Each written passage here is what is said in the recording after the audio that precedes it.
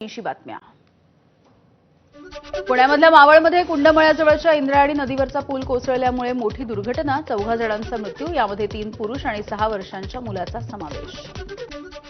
5.5 तासांच्या नंतर कुंडमळा पूल दुर्घटनेचं rescue operation थांबवलं। आज पुन्हा एकदा ऑपरेशनला सुरुवात होणार आहे। क्रेनच्या सहाय्यानं कोसळलेल्या पुलाचा भाग बाजूला काढण्यात आला। कुंडमळा पूल दुर्घटना मध्यरात्रीपासूनच सुरू असलेल्या पावसामुळे बचाव कार्यामध्ये अडथळे। एनडीआरएफकडून थोड्याच वेळात पुन्हा एकदा बचाव कार्याला सुरुवात होईल। कुंडमळा पूल दुर्घटनेमध्ये 2 ते 3 जण बेपत्ता असण्याची शक्यता आहे। आतापर्यंत 50 जणांना वाचवण्यात यश आलं आहे। कुंडमळा पूल दुर्घटनेमध्ये अकोल्यामधील तरुण जखमी। विजय येडकर या तरुणावरती तळेगावमधल्या माईमर रुग्णालयामध्ये उपचार सुरू। विजय येडकर चाकणमध्ये नोकरीला आहे। इंद्रायणी नदीवरील दुर्घटनेमधील मृतांच्या कुटुंबियांना 5 लाख रुपयांची आर्थिक मदत, तर जखमींच्या उपचाराचा खर्च सुद्धा राज्य सरकार करेल, मुख्यमंत्र्यांची माहिती। इंद्रायणी पुलावरती जवळपास 100 पर्यटक असल्याची माहिती समोर आली आहे। पुलावरती पर्यटकांची जास्त गर्दी झाल्यामुळे हा पूल कोसळल्याचा अंदाज आहे। इंद्रायणी नदीवरचा पूल धोकादायक असल्याचा फलक लावण्यात आला होता, मात्र पर्यायी मार्ग नसल्यामुळे स्थानिकांना याच पुलाचा वापर करावा लागलेला आहे। त्यामुळे कुंडमळा पूल दुर्घटनेला जबाबदार नेमकं कोण, असाही सवाल। कुंडमळ्यामधल्या दुर्घटनेच्या नंतर राज्यामधल्या सगळ्या नदीवरच्या पुलांचं स्ट्रक्चरल ऑडिट करा, उपमुख्यमंत्री एकनाथ शिंदे यांच्या सूचना। पंतप्रधान नरेंद्र मोदी आणि केंद्रीय गृहमंत्री अमित शहांचा मुख्यमंत्री देवेंद्र फडणवीस यांना फोन, पूल दुर्घटनेची घेतली माहिती। आपत्ती व्यवस्थापन मंत्री गिरीश महाजन यांनी घटनास्थळी जाऊन आढावा घेतलाय। घटनास्थळी पोलीस होते की नव्हते याची सुद्धा माहिती घेतली जाणार आहे। मंत्री गिरीश महाजन यांच्याकडून कुंडमळा पूल दुर्घटनेमधल्या जखमींची विचारपूस। जखमींवरती पवना रुग्णालयामध्ये उपचार सुरू। उद्धव ठाकरेंनी इंद्रायणी पूल दुर्घटनेच्या संदर्भात व्यक्त केला संताप। विकासाच्या गप्पा मारणाऱ्या सरकारला एका पुलाची उभारणी करता येत नाही का? ठाकरेंनी सरकारच्या कामावरती ताशेरे ओढले। खासदार सुप्रिया सुळे यांच्याकडून इंद्रायणी पुलाची पाहणी, नागरिकांसोबत त्यांनी संवाद साधलाय। सुप्रिया सुळे यांनी इंद्रायणी पूल दुर्घटनेमधल्या जखमी झालेल्या व्यक्तींची भेट घेतली आहे। घटनेचा आढावा घेऊन त्यांनी विचारपूस केली। रोहित पवार यांनी घेतली इंद्रायणी पूल दुर्घटनेमधल्या जखमींची भेट। नातेवाईकांसोबत त्यांनी संवाद साधून त्यांना धीर दिलाय। दुर्घटनेच्या मागचं कारण शोधण्यासाठी समिती स्थापन केली जाणार आहे। जिल्हाधिकारी जितेंद्र डुडी यांनी यासंदर्भात माहिती दिलेली आहे।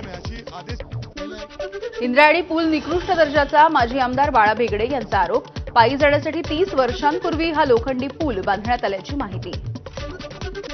कोकणामधल्या काही भागामध्ये अतिमुसळधार ते मुसळधार पावसाचा इशारा, तर रायगडमध्ये काही ठिकाणी अतिवृष्टीचा हवामान खात्याचा अंदाज आहे।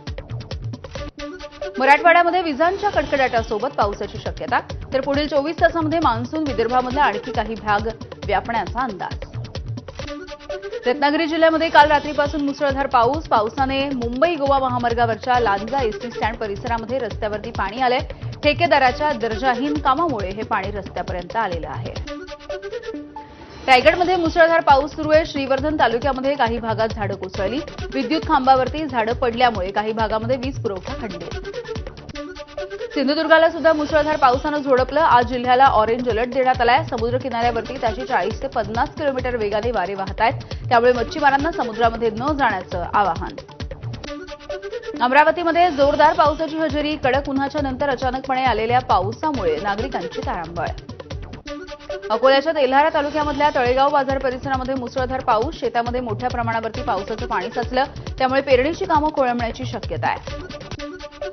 गुहागरमधल्या साखरी आगार गावामधल्या घरावरती दरड कोसळली। सुदैवाने कोणतीही जीवितहानी नाही, मात्र घराचं मोठं नुकसान। जालन्यामधल्या बदनापूरमध्ये बाजार वाहेगावमध्ये भर रस्त्यावरती पाणी साचल्यामुळे तरुणाचं ग्रामपंचायतीच्या विरोधात आंदोलन सुरू। साचलेल्या पाण्यामध्ये बसून त्यानं निषेध केलाय। पालघरमध्ये पावसाची जोरदारपणे हजेरी। पालघर, सफाळे, केळवे, सातपाटी या परिसरामध्ये मुसळधार पाऊस। करमाळा तालुक्यामधल्या ग्रामीण भागामध्ये रस्ते मंजूर होऊनही कामच होत नसल्यामुळे रुग्णाला खाटेवरती बसवून नेण्याची वेळ आली आहे। त्यामुळे प्रशासनानं तातडीनं लक्ष घालून रस्त्यांची कामं करण्याची ग्रामस्थांची मागणी। राज्यामध्ये पुन्हा एकदा मान्सून सक्रिय होतोय। मुंबईमधल्या काही भागामध्ये मुसळधार पावसाचा हवामान खात्याचा अंदाज आहे। मुंबईमध्ये मध्यरात्रीपासून तुफान पाऊस सुरू आहे। मुसळधार पावसामुळे दादर परिसरामध्ये पाणी साचायला सुरुवात झाली आहे आणि वाहतुकीवरती सुद्धा परिणाम व्हायची शक्यता आहे। मुंबई आणि उपनगरामध्ये मुसळधार पाऊस, जोरदार पाऊस आणि वाऱ्यामुळे दादरच्या शिवसेना भवन परिसरामधले बॅनर सुद्धा पडले. मुंबई आणि उपनगरामध्ये रात्रभर मुसळधार पाऊस सुरू आहे. सकल भागांमध्ये पाणी साचायला सुरुवात झाली आहे. मध्य रेल्वेची वाहतूक 15 ते 20 मिनिटं तर हार्बरची वाहतूक 10 मिनिटं उशिरानं सुरू आहे.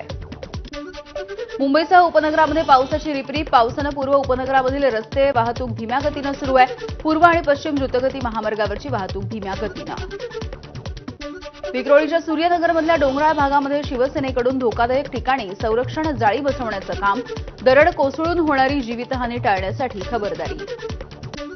द्वारका वॉटर पार्कमध्ये सुरक्षा रक्षक आणि बाउन्सर करून पर्यटकाला मारहाण झाल्याचा आरोप आहे. तब्बल 1.5 तास एका रूममध्ये कोंडून ठेवल्याचा आरोप. पीडित परिवाराकडून पोलिसांमध्ये तक्रार दाखल. आजपासून विदर्भ वगळता राज्यामधल्या इतर भागामधल्या शाळा सुरू होत आहेत. अनेक ठिकाणी विद्यार्थ्यांचं शैक्षणिक वर्षांच्या पहिल्या दिवशी स्वागत केलं जाईल.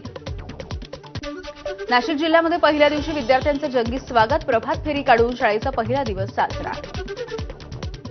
पहिल्या दिवशी मुख्यमंत्र्यांसोबत मान्यवर सुद्धा विद्यार्थ्यांचं स्वागत करतील. मुख्यमंत्री फडणवीस हे पालघरमधल्या दुर्वेसमध्ये जिल्हा परिषद शाळेमध्ये विद्यार्थ्यांचं स्वागत करणार आहेत.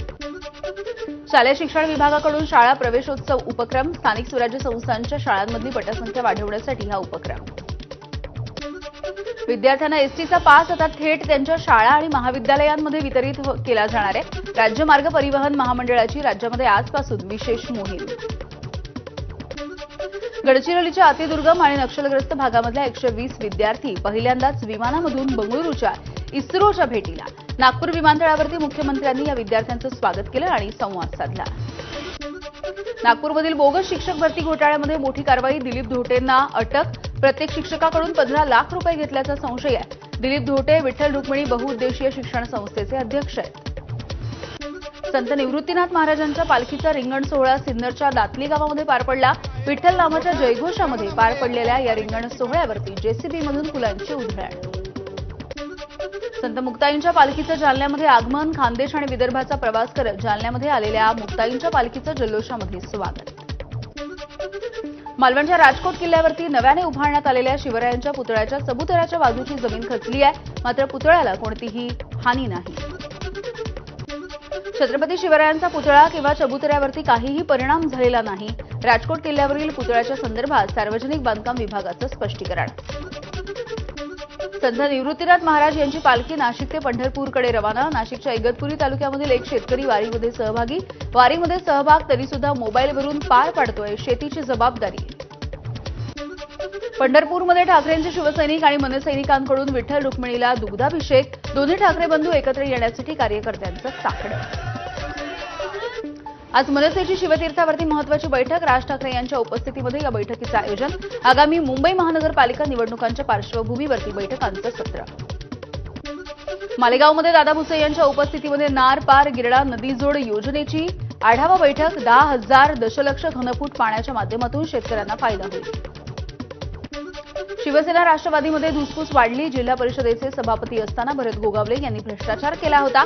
आनंद परांजपे यांचा गंभीर आरोप. एक जरी घोटाळा बाहेर काढून दाखवला तरी आमदारकीसोबत मंत्रिपदाचा सुद्धा राजीनामा देईन. गोगावले यांचं परांजपेंना प्रत्युत्तर. कर्मचाऱ्याने कपाळावरती टिळा लावल्यामुळे स्टोअर मॅनेजरनं त्याला टिळा पुसायला सांगितलं. तसंच दुसऱ्या स्टोअरमध्ये त्याची बदली केली. या घटनेच्या विरोधात भांडूपच्या क्रोमा स्टोअरमध्ये मनसे विद्यार्थी सेनेचा राडा. नागपूरमधल्या गोरेवाडा, खापा आणि कुही जिल्ह्यामध्ये हत्येच्या 3 वेगवेगळ्या घटना. प्रेम प्रकरण, जुना वाद आणि सुडापोटी हत्या घडल्याचा प्राथमिक अंदाज आहे. नवी मुंबईमधल्या ऐरोलीमध्ये पेईंग गेस्टमध्ये राहणाऱ्या 22 वर्षांच्या तरुणीनं आत्महत्या केली आहे. आर्थिक अडचणीच्या नैराश्यामधून आत्महत्या केल्याची माहिती. छत्रपती संभाजीनगरच्या रांजणगाव शेनपुंजीमधील नर्सरी कॉलेजमध्ये 11 वर्षाच्या विद्यार्थिनीवरती शिक्षकाकडून अत्याचार. या घटनेची माहिती मिळताच मुलीच्या नातेवाईकांनी नराधम शिक्षकाला चोप दिलाय. वाळूज एमआयडीसी पोलीस ठाण्यामध्ये गुन्हा दाखल. जळगावच्या भडगावमध्ये कौटुंबिक वादामधून पतीकडून पत्नीच्या अंगावरती गाडी घालण्याचा प्रयत्न. पती रेवण पवारच्या विरोधामध्ये भडगाव पोलिसांमध्ये गुन्हा दाखल. आरोपीचा शोध सुरू.